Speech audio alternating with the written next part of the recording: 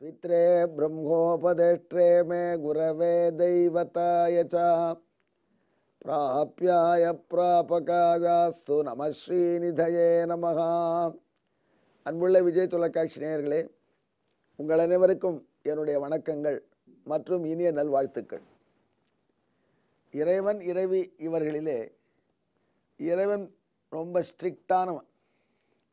அதாவது நாம் சட்டப்படி வாழ வேண்டும் என்று, ஒழுங்காக வாழ வேண்டும் என்று எதிர்பார்க்கிறவன். அவன் பல சட்டங்களும் போட்டு வச்சிருக்கான்.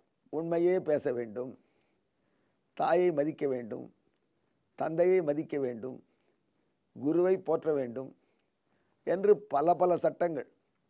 இந்த சட்டங்கள் படி நாம் மனிதர்கள் வாழ வேண்டும் என்று எதிர்பார்க்கலாம். ஏன்னா மனிதர்களுக்கு அவன் பகுத்தறிவு கொடுத்துருக்கான். தந்தையை மதிக்கணும்னு பூனைக்கிட்ட எதிர்பார்க்கறது இல்லை, தாயை மதிக்கணும்னு அவன் புலிகிட்ட எதிர்பார்க்கறது இல்லை. அவைகள்லாம் விலங்குகள். இந்த மனிதனாகிற விலங்கு மட்டும் 2 கால் விலங்கு. இதுக்கு மட்டும் இறைவன் பகுத்தறிவு கொடுத்துருக்கான், புஸ்தகம் படிக்கிற தன்மை கொடுத்துருக்கான். ஆகினால இவர்கள் தான் வேதத்திலே சொன்ன கட்டளைப்படி வாழ வேண்டும் என்று அவன் எதிர்பார்க்கிறான்.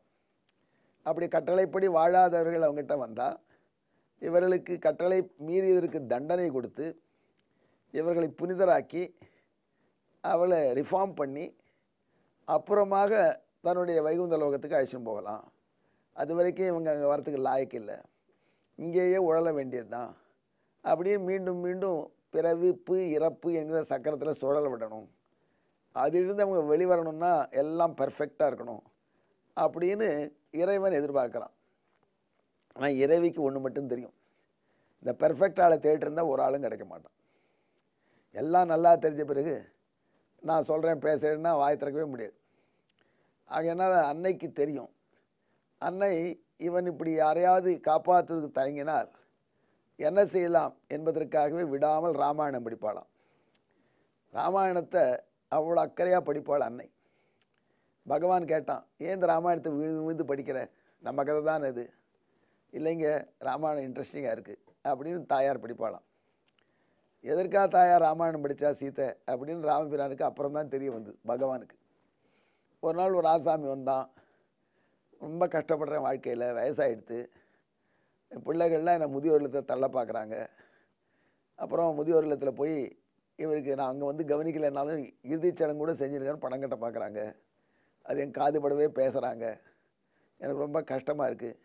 இறைவா நீ தான் காப்பாற்றணும், அமைதியான வாழ்க்கையை தரணும் அப்படின்னு அந்த ஆள் வேண்டாம் மனமுருக சந்நிதியில். லக்ஷ்மி தேவி ஸ்ரீமத் ராமாயணம் பார்த்துட்டுருக்கா. அப்போது இறைவன் அவனை பார்க்குறான். அப்போ லக்ஷ்மி தேவி பகவானை கடைக்கண்ணால் பார்த்து சொல்கிறானே, கெஞ்சரானே காப்பாற்றுங்க அப்படின்னு சொல்கிறா, சிபாரிசு பண்ணுறா.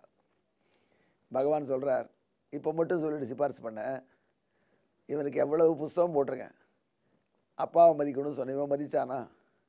இவன் அப்பா எப்போ சாவான்னு காத்துட்டு இருந்தான். இவன் அப்பனை தூச்சினான், இவன் அம்மாவை தூச்சினான். இன்றைக்கி இவனுக்கு இந்த கட்டம் வந்த உடனே என் காலில் வந்து விழறான். முற்பகல் செய்தால் பிற்பகல் விளையுதுன்னு தெரிஞ்சுக்கல.